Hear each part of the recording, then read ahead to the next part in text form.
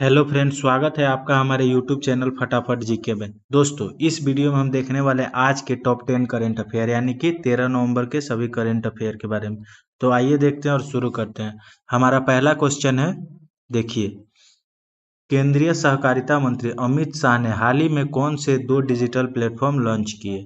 तो इसका सही आंसर है ऑप्शन एक, सहकार डीजीपे और सहकार डिजी लोन। देखिए, ये जो सहकार डीजीपे और सहकार लोन पे है, ये 12 नवंबर 2025 को केंद्रीय सहकारिता मंत्री अमित शाह ने दो डिजिटल प्लेटफॉर्म लॉन्च किए, जिसमें से पहला था सहकार डीजीपे और दूसरा था सहकार डिजी लोन।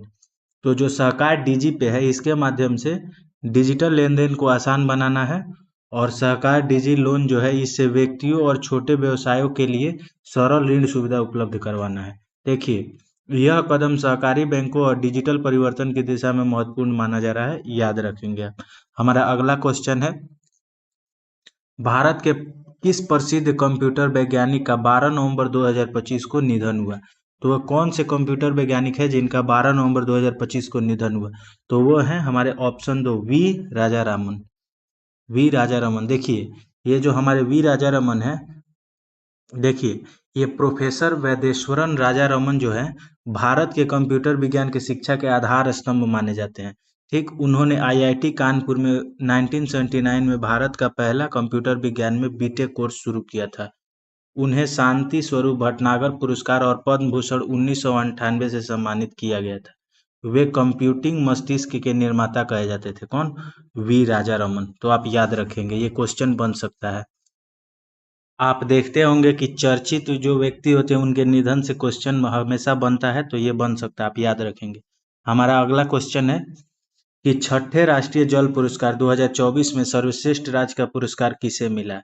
तो देखिए, इसका सही आंसर है ऑप्शन दो, महाराष्ट्र।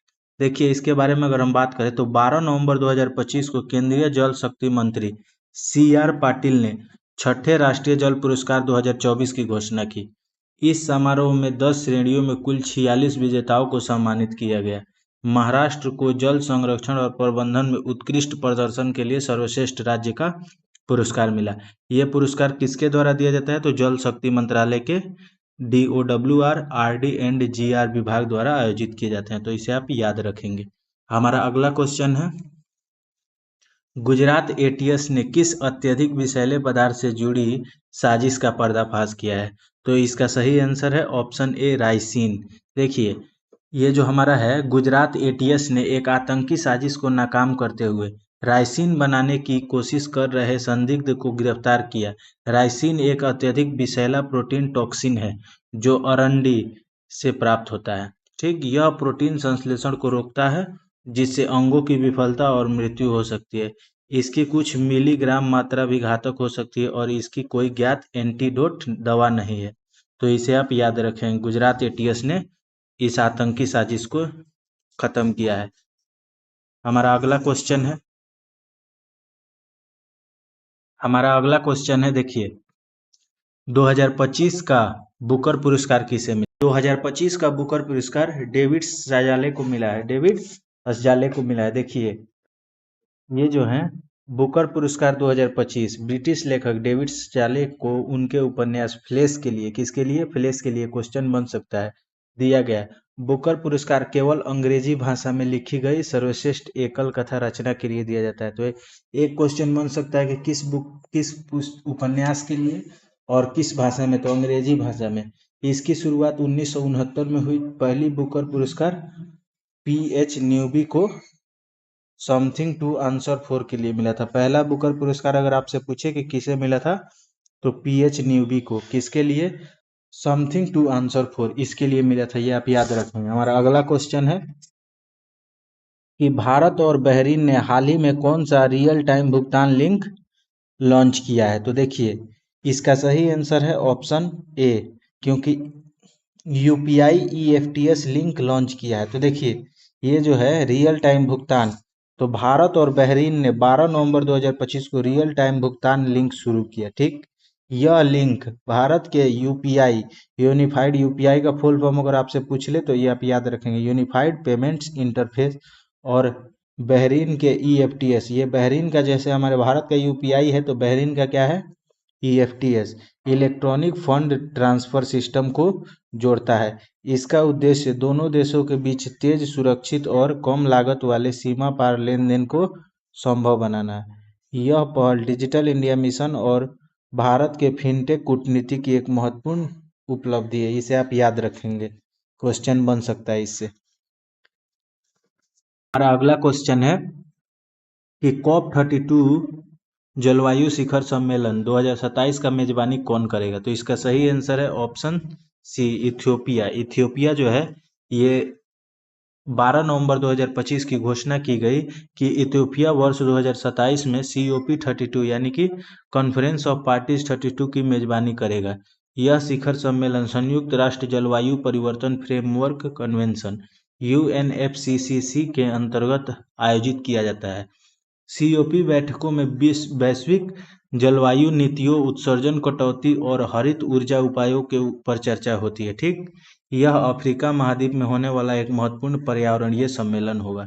इसे आप याद रखेंगे। हमारा अगला क्वेश्चन है, भारत ने NTPC में कौन सी नई तकनीकों आधारित बैटरी का अनावरण किया है? तो इसका सही आंसर है option B, vanadium flow battery का आधारित बैटरी का अनावरण किया है। देखिए, भारत ने NTPC national thermal power corporation में देश की पहली MWH scale vanadium flow battery launch की।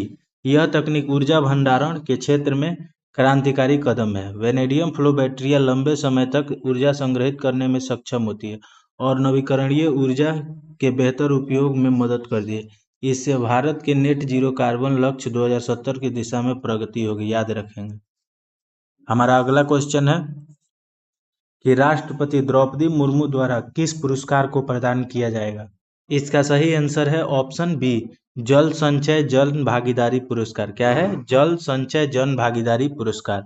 देखिए, ये जो है कि जल संचयन जन भागीदारी पुरस्कार राष्ट्रपति द्रौपदी मुर्मू द्वारा प्रथम जल संचयन जन भागीदारी पुरस्कार प्रदान किया जाएगा। इसका उद्देश्य जल संरक्षण में सामुदायिक भागीदारी को बढ़ावा देना है। यह पुरस्कार जल शक्ति मंत्रालय के तहत शुरू किया गया है। इसका मकसद ग्रामीण और शहरी स्तर पर जल के सहयोग से जल प्रबंधन को मजबूत करना है। जन के सहयोग से, माफ कीजिएगा जल बोल दिए हैं, जन के सहयोग से जल प्रबंधन को मजबूत करना है, यही इसका सही आंसर है। तो देखिए, हमारा अगला क्वेश्चन है, 2025 में APEC शिखर सम्मेलन से चीन ने कौन सा नया वैश्विक संगठन प्रस्तावित किया?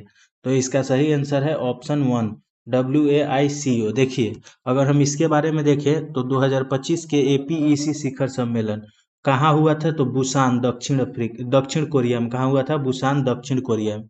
राष्ट्रपति शी जिनपिंग यानी चीन के राष्ट्रपति शी जिनपिंग ने WAICO world artificial intelligence cooperation organisation की स्थापना का प्रस्ताव रखा।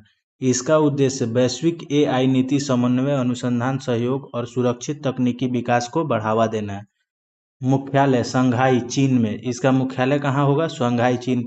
यह संगठन भविष्य में AI गवर्नेंस का वैश्विक केंद्र बनने की दिशा में एक महत्वपूर्ण कदम है, याद रखें।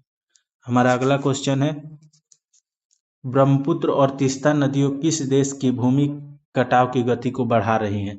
तो इसका सही आंसर है ऑप्शन सी, बांग्लादेश। देखिए, रिपोर्टों के अनुसार ब्रह्मपुत्र, तीस्ता और धारला नदियां बांग्लादेश में पहले से कहीं अधिक तेजी से भूमि का कटाव कर रही है। यह नदी तटीय कटाव कहलाता है। यह नदी का तटीय कटाव कहलाता है। इसका कारण प्राकृतिक जल प्रवाह, बाढ़ तथा मानव जनित गतिविधियां है। यह घटना पर्यावरणीय और सामाजिक दृष्टि से गंभीर है क्योंकि इससे हजारों लोगों में विस्थापित हो सकते हैं, याद रखेंगे। हमारा अगला क्वेश्चन है, एयरटेल मनी ने किस महाद्वीप में cloud native mobile money platform launch किया है? तो एयरटेल मनी ने अफ्रीका में लॉन्च किया। अफ्रीका के केन्या से शुरू किया गया है। तो देखिए, एयरटेल की शाखा एयरटेल मनी ने कॉमवाइवा द्वारा विकसित मोबिक्विटी पे नामक क्लाउड नेटिव प्लेटफॉर्म लॉन्च किया है। इसकी शुरुआत केन्या से की गई है। अगले वर्ष इसे पूरे अफ्रीका में लागू किया जाएगा। इसका उद्देश्य 49.8 मिलियन से अधिक उपयोगकर्ताओं के लिए तेज और सुरक्षित डिजिटल वित्तीय सेवाएं प्रदान करना है। तो ये क्वेश्चन बन सकता है, कहाँ से शुरू किया गया? तो अफ्रीका से, केन्या से। कौन सा पोर्टल है? मोबिक्विटी पे है। तो हमारा अगला क्वेश्चन देखिए, भारत के सुप्रीम कोर्ट ने हाल ही में किस क्षेत्र को दिल्ली के हरित फेफड़े ग्रीन लंग्स ऑफ दिल्ली के रूप में संबोधित किया है? तो सुप्रीम कोर्ट ने किसे ग्रीन लंग्स ऑफ दिल्ली के रूप में क्या किया गया है, संबोधित किया है? तो दिल्ली कटक, कौन सा? दिल्ली कटक क्षेत्र को सुप्रीम कोर्ट ने दिल्ली के हरित फेफड़े के रूप में संबोधित किया। देखिए,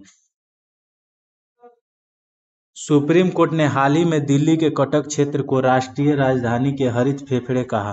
कोर्ट ने केंद्र सरकार को दिशा निर्देश की कि दिल्ली कटक प्रबंधन को वैधानिक दर्जा दिया जाए। यह बोर्ड रिज और मॉर्फोलॉजिकल रिज से जुड़े मामलों के लिए एकल खिड़की प्राधिकरण सिंगल विंडो अथॉरिटी के रूप में कार्य करेगा। यह निर्णय पर्यावरण संरक्षण और दिल्ली में बढ़ते प्रदूषण नियंत्रण के लिए महत्वपूर्ण है, याद रखेंगे। हमारा अगला क्वेश्चन है, साउंड्स ऑफ कुंभा को हाल ही में किस पुरस्कार के लिए नामांकित किया गया है? तो साउंड्स ऑफ कुंभा जो है ये एक संगीत का संग्रह है, इसे ग्रैमी पुरस्कार के लिए क्या किया गया है, नामांकित किया गया है। देखिए, साउंड्स ऑफ कुंभा नामक आध्यात्मिक संगीत एल्बम को 68वें ग्रैमी पुरस्कारों में सर्वश्रेष्ठ वैश्विक संगीत album best global music album श्रेणी में नामांकन मिला है। इस एल्बम को संगीतकार सिद्धांत भाटिया ने प्रस्तुत किया है, तो इसे आप याद रखेंगे। हमारा अगला क्वेश्चन है और हमारा आखिरी क्वेश्चन है, आंध्र प्रदेश में हाल ही में केंद्रीय ग्रामीण विकास मंत्रालय द्वारा कौन सा महोत्सव शुरू किया गया है? तो आंध्र प्रदेश में केंद्रीय ग्रामीण विकास मंत्रालय द्वारा वाटर शेड महोत्सव शुरू किया गया। क्या शुरू किया गया है? वाटर शेड महोत्सव। तो देखिए, अगर हम इसके बारे में बात करें तो केंद्रीय ग्रामीण विकास मंत्रालय ने गुंटूर आंध्र प्रदेश में वाटर शेड महोत्सव का शुभारंभ किया गया है। उद्देश्य सामुदायिक जल पुनरुद्धार, मृदा स्वास्थ्य सुधार और सतत ग्रामीण परिवर्तन को बढ़ावा देना। इस कार्यक्रम में शिवराज सिंह चौहान और डॉक्टर पेमाशनी चंद्रशेखर उपस्थित रहे। कार्यक्रम के दौरान 380 करोड़ की सड़क विकास परियोजना की घोषणा की गई, इसे आप याद रखेंगे। तो दोस्तों, मिलते हैं आपसे अगले वीडियो में, तब तक के लिए आप हमारे यूट्यूब चैनल फटाफट जीके को सब्सक्राइब करें, वीडियो को लाइक करें और शेयर करें। Thank you.